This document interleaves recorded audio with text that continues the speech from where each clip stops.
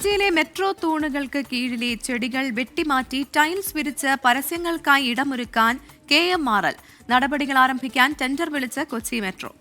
KMRL നിലവിലെ തീരുമാനം പുനഃപരിശോധിക്കണമെന്ന് ജനപ്രതിനിധികളും പരിസ്ഥിതി പ്രവർത്തകരും ഒരേപോലെ ആവശ്യപ്പെടുകയാണ്.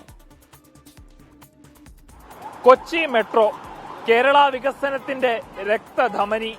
ഈ മെട്രോ പില്ലറുകൾക്കിടയിലെ പച്ചപ്പ് കൊച്ചിക്കാർക്ക് ഒരാശ്വാസമായിരുന്നു. എന്നാൽ ഇതും പൊയ്പോകുമോ എന്ന ആശങ്കയിലാണ് നഗരവാസികളും പരിസ്ഥിതി പ്രവർത്തകരും. കൊച്ചി മെട്രോ ആരംഭിച്ചതു മുതൽ പ്രകൃതി സൗഹാർദ്ദമായ നടപടികൾ മെട്രോ നടത്തിയിരുന്നു.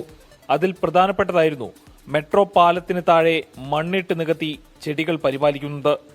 ഇത്തരത്തിൽ 27 കിലോമീറ്റർ ചെടികൾ നട്ടുപരിപാലിക്കും എന്നായിരുന്നു KMRLന്റെ വാഗ്ദാനം.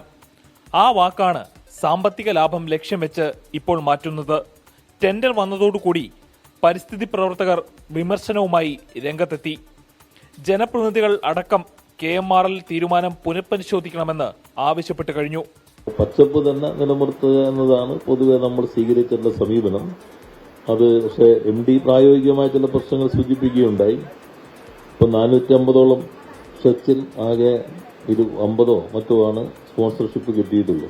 അത് കോൺക്രീറ്റ് തൂണുകളാക്കി മാറും. അതിന്റെ ഇടയിൽ പരസ്യം മാത്രം സ്ഥാപിക്കാനുള്ള ഒരു ഇനീഷ്യേറ്റീവ് ആണ് മെട്രോ റെയിൽ എന്നുള്ളത് നിരന്തരമായി മാധ്യമങ്ങളിൽ വരുന്ന വാർത്തകളാണ്. I would like to request the Honorable Managing Director to reconsider that decision. Metro പാലത്തിന് കീഴിലെ ചെടികൾ പരിപാലിക്കുവാനുള്ള കോൺട്രാക്ട് ഒരു സ്വകാര്യ ഏജൻസിക്കാണ് നൽകിയിരുന്നത്. അവർക്ക് തുടരാൻ സാധിക്കില്ലെന്ന് അറിയിച്ചതോടെ മറ്റ് ഏജൻസികളെ സമീപിച്ചു. എന്നാൽ ആരും തയ്യാറായി മുന്നോട്ട് വന്നില്ല. ഇതോടെയാണ് സാമ്പത്തിക താൽപര്യം കൂടി മുൻനിർത്തിയിട്ടുള്ള പുതിയ തീരുമാനം. പരിസ്ഥിതി പ്രവർത്തകരുടെ 20-ലധികം സംഘടനകളാണ് പ്രതിഷേധവുമായി രംഗത്തുള്ളത്.